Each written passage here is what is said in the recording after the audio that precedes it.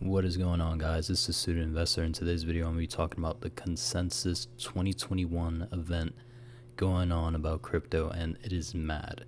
I mean, the information that came out today is quite amazing, and it excites me for the future of crypto. So I'm going to get right into it in this video, and we're going to talk all about it. Wow, guys, so many things came out of Consensus that it's going to be very hard to sum it up all in one video, but I'm going to try my best here and right now. So what you see behind me on the screen is a clip that actually came from Consensus. I'm not going to roll the clip just in case it's copyrighted. I don't want to get flagged for any reason, but the links would be down in the description, so if you want to check it out yourself, I highly encourage you to do so. But I'm going to sum it up here. So we have a Federal Reserve board member, Bernard, talking about the involvement of the U.S. creating a central bank cryptocurrency. That's what the abbreviation means right there, the CBDC. That's stands for central bank digital currency. And why that is huge is that we've now gotten to a point where crypto has gotten so big that we actually caught the attention of the central bank, which is crazy. So I think what that's going to mean for the future of crypto is that we're going to really see a really broad market run up, in my opinion, with these cryptos, and we're going to see many cryptos rise in the next coming years because we are now being accepted on a federal level. I mean, regulation surrounding crypto has been a little bit iffy. I know a lot of investors steered away from investing from crypto just because they believe that it's going to get regulated to the ground. You know, monetary policies could really kill the movement for cryptocurrencies in general if they really wanted to suppress it. But it looks like we're embracing it. It looks like we're accepting it finally, and it's great because that's going to mean a lot of good things behind the scenes for us and for the US economy as a whole. And to touch upon that, what I mean is the first point I want to get to is that central bank digital currency would be great for international trade. We know behind the scenes that China has been already on the works of creating a central bank digital currency. I don't know if they have. I don't know. I'm not going to go and say that they did or not because I really don't know. Haven't done much research on their side. But with the US involvement and wanting to lead, be the industry or international standard for how we issue a cryptocurrency, maybe it is a stable coin, maybe it's a new minted coin, but that means a lot for international trade. As you know, or if you don't know, most of the international trade that takes place is actually done in the US dollar. In fact, 80% of the global national trade is done in the US dollar, meaning our money is big business out there. A lot of people use our currencies that maybe for a couple strong reasons. We have a strong economy, we have great monetary policies when it comes to trade, and it makes the dollar favorable for other countries to use when it comes to trading goods and services, importing, exporting goods. But now with the involvement in cryptocurrencies, when it comes to sending money across the globe or when it comes to loaning out money to different countries, if we could do that in a digital sense, I mean, we could send money in an instant. I mean, instead of having to wait 4 or 5 days, I don't know what's the wait time on a federal level, but cryptocurrencies have the advantage of doing things instantly because they're always online and they're always on the blockchain. And when you're able to verify such payment, you get that payment instantly. So what that's going to mean is that don't be surprised if you see a run with cryptocurrencies in a very positive way when this thing comes out, and you're going to see a lot of cryptocurrencies rise. You may see a lot of them fall. Not everything has a use case, so you have to be aware of that. But that's all I'm going to touch on for this part of the clip. I'm going to go to the next clip that I want to talk about because that's even more exciting. I mean, that's even a bigger story to talk about.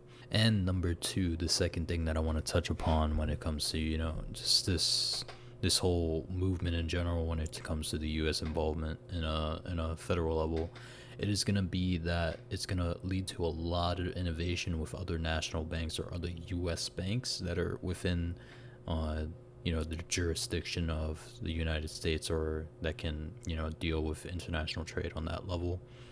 But what that's going to mean is that honestly, don't be surprised if you see your local bank or banks soon to come that are US based to start offering crypto services like crypto banking or crypto savings accounts in the next couple years, because the second it's on, you know, central bank level, it trickles down and it goes down the pipeline, and other banks will follow suit and they pick up little things.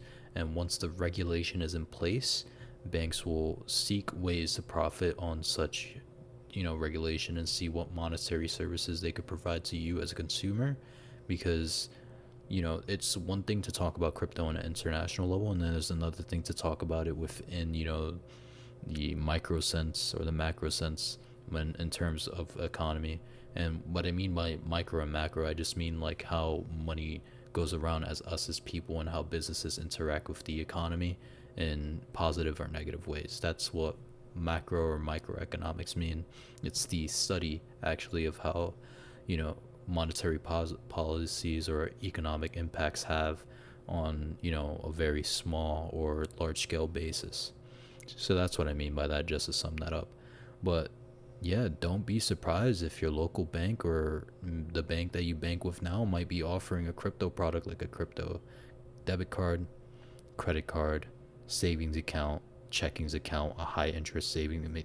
Who knows? I mean, the possibilities are endless. Maybe you could go and back your mortgage with cryptocurrencies and really lock in a good rate if you pay in cryptocurrency or stable coin, because the possibilities are endless. I mean, once the regulation and the monetary policies are really ironed out, then you're going to see a lot of innovation come through, and it's going to be the future. I mean, I see a future definitely where cryptocurrency isn't like the be all end of all the dollar, but I really do see it as an alternating payment method that was actually mentioned. She actually mentioned that herself, that she does seek the central bank to really look into these technologies, and the technology that they're referring to, and that they actually partnered with MIT to do so. The project itself is called Project Hamilton, I believe.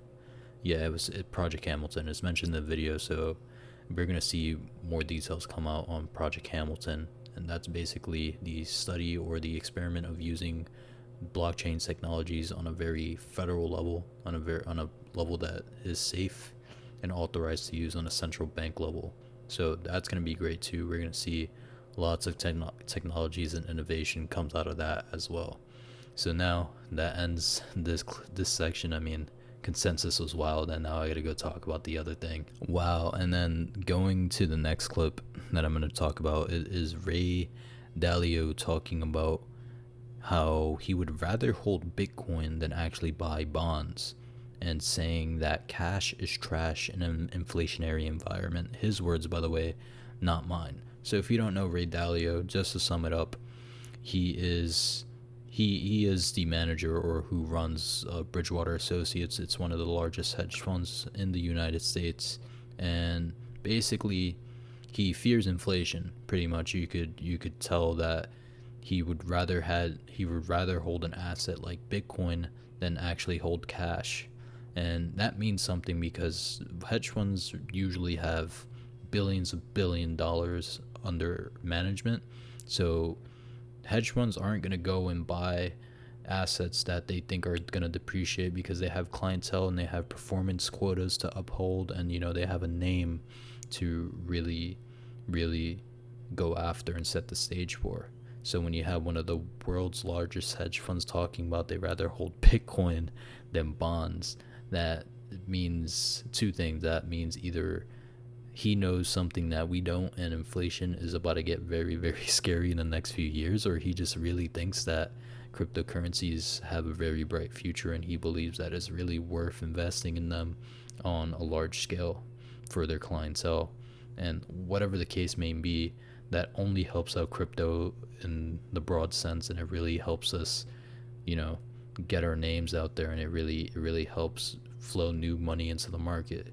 So that just solidifies the first day of consensus. It was a lot of information to intake, and I'm gonna show you guys something right here, right now. So from the very first video that I made on AMP, I actually upped my stake in AMP. I am now up to 14,540 AMP tokens or coins, and I did that for a reason.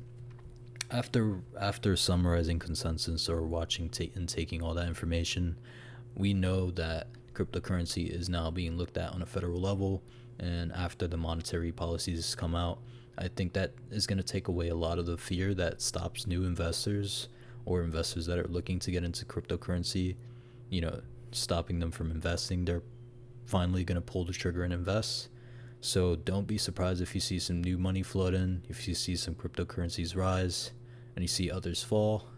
It's all part of the market. That's all a part of the market movements.